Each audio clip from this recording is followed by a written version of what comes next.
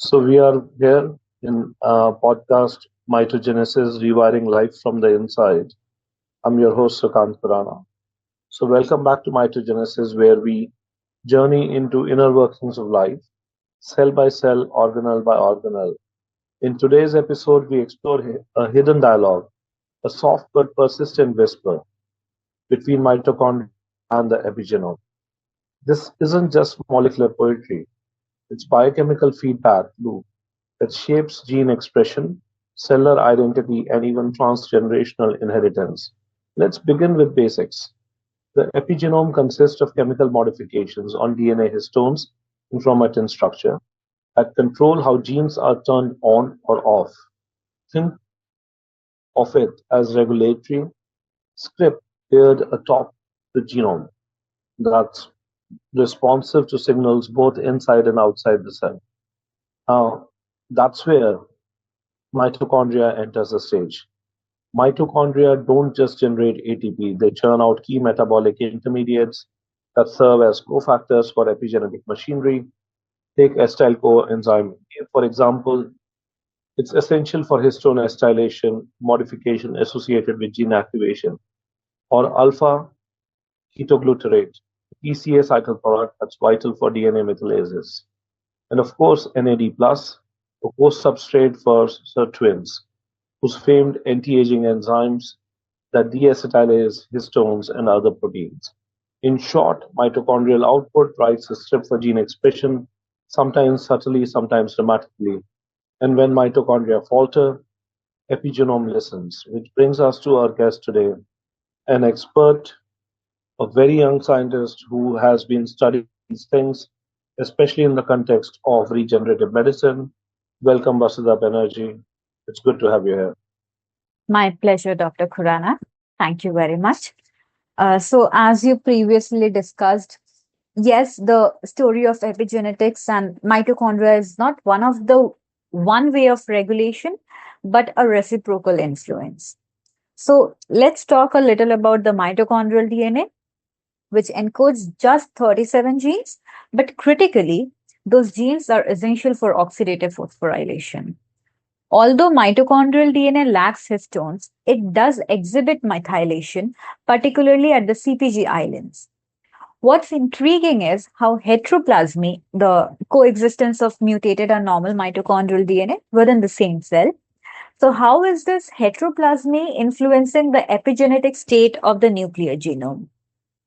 In cells with dysfunctional mitochondria, as we see a clear shift in the nuclear gene expression, sometimes there is a stress response, but increasingly we are finding that it's an epigenetically programmed and it is not just transient. See, for example, in cancer, mitochondrial mutations, they often trigger rewiring of the metabolic flux, leading to altered levels of acetyl-coenzyme A and NAD+, which in turn would reshape the histone marks across key oncogenes and tumor suppressors. And it is not just about cancer. Even in neurodegenerative diseases, declining NAD plus levels would reduce the sirtuin activity, which lead to epigenetic drift. And this is one of the molecular key signatures of aging, a gradual loss of genomic control linked to the mitochondrial decay. Perhaps the most compelling and controversial idea is that some of these mitochondrial epigenetic interactions may be heritable, especially through the oocyte mitochondria. And if true, we are looking at a non-Mendelian legacy of mitochondrial health. That's quite fascinating. And I want to sort of circle back something you hinted at metabolic. We often associate genetic memory with developmental biology, how stem cells become a neuron or a muscle fiber and retain that identity. But metabolic state can lock in and even reprogram that identity through epigenetic cues. That means in aging and diseases, mitochondrial dysfunction isn't just damaging cells, it's rewiring the identity of tissues over time, which raises an exciting question. Can we use AI models to predict these changes? Imagine machine learning systems trained on mitochondrial flux, metabolite levels, and epigenetic profiles, able to anticipate which cells are entering pathological state and reverse it. We are already seeing all these early attempts. So, deep learning frameworks are being developed to predict the NAD plus oscillations, the acetylation landscape, and mitochondrial derived epigenetic remodeling.